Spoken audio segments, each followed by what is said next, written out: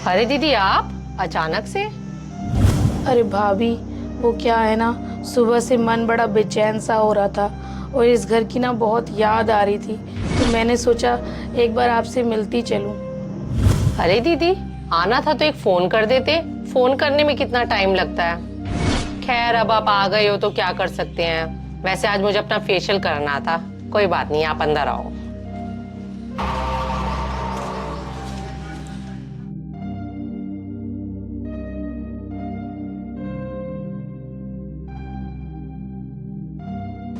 भाभी, आज माँ को गए पूरा 1 महीना हो गया। सच बताऊं, जब से माँ गई है ना, इस घर में मेरे पैर ही नहीं पड़ते। माँ के बिना ये घर ना बहुत सूना सूना लगता है। हाँ दीदी, आपको सूनापन और खालीपन तो लगेगा ही ना, क्योंकि आपका और मम्मी जी का प्यार ही बहुत ज्यादा था। भाभी, एक बात बोलूं, इस दुनिया में मैं सबसे ज़्यादा प्यार अपनी माँ से करती थी। उनकी मुझे बहुत कमी महसूस होती है। दीदी, मम्मी जी के जाने से हमें मम्मी जी की कमी ज्यादा महसूस नहीं होती। अब वैसे भी 1 महीना हो गया है। अब लाइफ ना पहले की तरह नॉर्मल होते जा रही है। अब वैसे भी किसी के जाने से कोई फर्क तो ज्यादा पड़ता नहीं है। अब आज नहीं तो कल सबने जाने ही जाना है। भाभी, फर्क क्यों नहीं पड़ता? माँ के बिना तो मायका अधूरा ही होता है और हर बेटी की दुनिया वहीं खत्म हो जाती है जहाँ उसकी माँ चली जाती है। दीदी, आपको एक बात बताऊं, मम्मी जी के जाने के बाद ना अब हमारी लाइफ ना स्मूथ हो गई है। जो मैं पहले करना चाहती थी ना, अब मैं वो खुल के कर पा रही हूँ। ये तो मम्मी की सेवा में ही लगे रहते थे। कभी मम्मी को हॉस्पिटल ले जा रहे हैं, कभी मम्मी को डॉक्टर के ले जा रहे हैं। मम्मी के होते ही मैं अपनी लाइफ जी नहीं पा रही थी। और आपको पता है, अभी 2 दिन पहले ही मैंने डांस क्लास और म्यूजिक क्लास ज्वाइन करी है। ठीक है भाभी, तुम अपनी ज़िंदगी जी रही हो। मेरा ना गला बहुत सूख रहा है, क्या मुझे 1 गिलास पानी मिल सकता है? हाँ हाँ दीदी, मैं भी लेके आई। अब तो इस घर में मुझे पानी भी मांग के पीना पड़ रहा है। सच कहते हैं लोग, माँ के बिना मायका अधूरा होता है, और आज मैंने देख भी लिया। जब मेरी माँ जिंदा थी ना। ले दीपिका बेटा, तेरे मन पसंद का ना कढ़ी चावल बनवाए हैं और साथ में मूंग की दाल का हलवा भी। हाँ माँ, आप मुझसे कितना प्यार करते हो और मेरा कितना ध्यान रखते हो, तभी तो मैं हर हफ्ते भागी चली जाती हूँ आपसे मिलने। हाँ बेटा, एक माँ के लिए उसकी बेटी ही सब कुछ है, तभी तो तेरे लिए दिन रात सोचती रहती हूँ मैं। हाँ माँ, आप बिल्कुल सही कह रहे हो। माँ बेटी का रिश्ता ही ऐसा होता है। और मैं भी ना पूरे दिन में एक बार भी फोन पे आपसे बात ना करूँ ना, तो मेरी तो रोटी ही नहीं हजम होती। भगवान आपको लंबी उम्र दे माँ। दीदी पानी। दीदी पानी, कहाँ खो गए? कहीं नहीं खो गई थी भाभी, माँ की याद आ गई थी। और कुछ पल के लिए मुझे ऐसा लगा कि माँ यहीं बैठी है और मेरे सर पे हाथ फेर रही है। दीदी, पुरानी बातों को याद कर कर क्या फायदा। जाने वाले तो चले गए हैं। चलो खैर, कोई बात नहीं। अब थोड़ी देर में ही राजीव आने वाले हैं, आप उनका वेट करो। और मुझे वैसे भी ना फेशियल करना था। कल मुझे ना किटी पार्टी में जाना है, तो आप यहाँ आराम से बैठो। राजीव आएंगे ना तो दोनों भाई बहन बातें करना। मैं फेशियल करने जा रही हूँ। सुनो भाभी, एक बात बोलूं, मायका तो माँ से ही होता है। और माँ जब थी ना, तो वो मुझे एक पल के लिए भी अकेला नहीं छोड़ती थी। ये फेशियल तो तुम बाद में भी कर लोगी, और वैसे भी मैं 1 महीने बाद आई हूँ। दीदी, मुझे बहुत अच्छे से पता है, आप मम्मी जी के जाने के बाद पूरे 1 महीने के बाद आए हो। अगर दीदी आप मुझे फोन करके आते ना, तो मैं आपके लिए ना टाइम निकाल के रहती। और दीदी बुरा मत मानना, जब मम्मी थी ना, तो आप मम्मी को फोन करके हमेशा आते थे। माँ, तुम्हारे जाने के बाद मेरा मायका मायका नहीं रहा। जब मैं पहले इस घर में आती थी, कितना खुशी का माहौल होता था, और भाभी भी मुझे खुश होके मिलती थी। सही कहते हैं लोग, माँ के बिना मायका मायका नहीं होता। ऐसा क्यों होता है माँ? बताओ ना, बताओ माँ। दीदी उठो और रोना बंद करो। दीदी, आपके इस सवाल का जवाब अब मम्मी जी नहीं दे सकती हैं। आपके इस सवाल का जवाब अब मैं आपको देना चाहूंगी। दीदी बुरा मत मानना, मायका उन बेटियों का खत्म होता है जो कभी अपनी भाभीियों का घर बसने नहीं देती हैं और आके अपनी मम्मी के कान भरती हैं अपनी भाभी के खिलाफ। भाभी, आप क्या कहना चाहते हो? मैं कुछ समझी नहीं। क्या दीदी, आप समझे नहीं?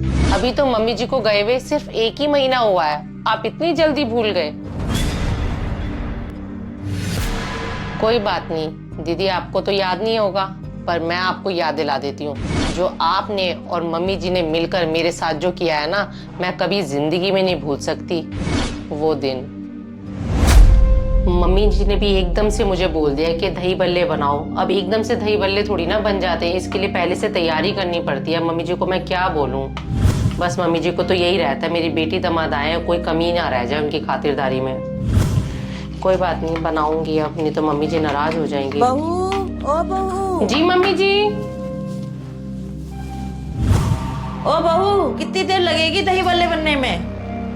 मम्मी जी थोड़ी देर और लगेगी दही बल्ले बनने में। अब दही बल्लों में टाइम तो लगता ही है ना बनने के लिए। अब आपने एकदम से मुझे बोल दिया कि दही बल्ले बनाओ, मेरी बेटी ने खाने हैं। वैसे भी मम्मी जी आज मेरी तबीयत कुछ ठीक सी नहीं लग रही है।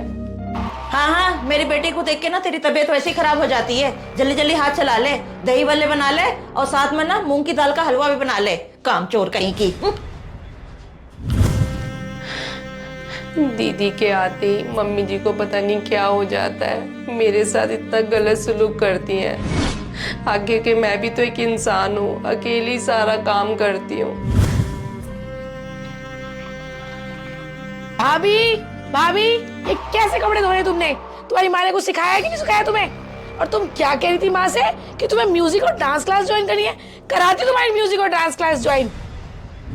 हाँ दीदी, मैंने ही मम्मी जी को बोला था मुझे डांस क्लास और म्यूजिक क्लास का बहुत ज़्यादा शौक है। तो जब मम्मी जी दोपहर को खाना खा के सो जाती हैं तो 1 घंटा मेरे पास खाली टाइम होता है, उसी बीच में ये डांस क्लास और म्यूजिक क्लास ज्वाइन करना चाहती थी। दीदी मेरा बचपन से शौक था। ऐसा है, कान खोल के बात सुन ले, कोई म्यूजिक क्लास या डांस क्लास ज्वाइन करने की जरूरत नहीं है। हमें तुझे नचनिया नहीं बनाना, हमारी भी समाज में कोई इज्जत है। और बचपन खत्म तो शौक खत्म। सुन ले बात।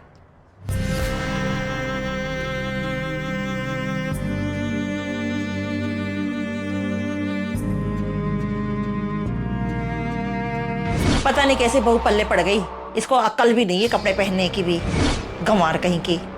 ये तो कहीं ले जाने लायक नहीं है, शर्म आती है इसको अपनी बहू कहते हैं। हाँ माँ, आप बिल्कुल ठीक कह रहे हो। उस दिन देखा नहीं था मामा जी की 13वीं पे कैसे सादे से कपड़े पहन के आ गई थी, बिल्कुल भिखारन लग रही थी। हाँ बेटा, इसके घर वालों को जरा सा भी अकल नहीं है, लेन देन कैसे किया जाता है, पूरी रिश्तेदारी में नाक कटा के रख दी है। दीदी अब आपको याद आया या अभी भी कुछ याद दिलाने को बचा है? दीदी मेरी 6 साल की शादी में जितना आपने और मम्मी जी ने मुझे सताया है ना, मैं पूरी जिंदगी भर भूल नहीं सकती हूँ।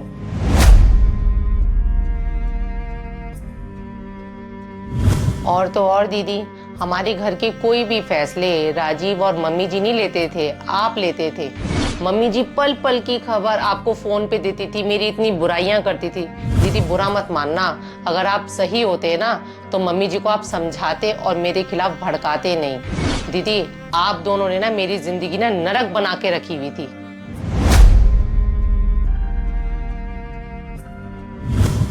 इसलिए दीदी माँ के जाने के बाद मायका सिर्फ उन बेटियों का रहता है जो अपनी भाभी को बहन की तरह प्यार करती हो और अपने मायके में दखल अंदाजी ना करती हो। भाभी तुम बिल्कुल सही कह रही हो, मायका माँ के जाने के बाद नहीं खत्म होता, बल्कि माँ के जीते जी हम बेटियां खुद ही अपना मायका खराब कर लेती हैं। मैं अपने किए पे बहुत शर्मिंदा हूँ, हो सके तो मुझे माफ कर देना। माँ से ही मायका होता है।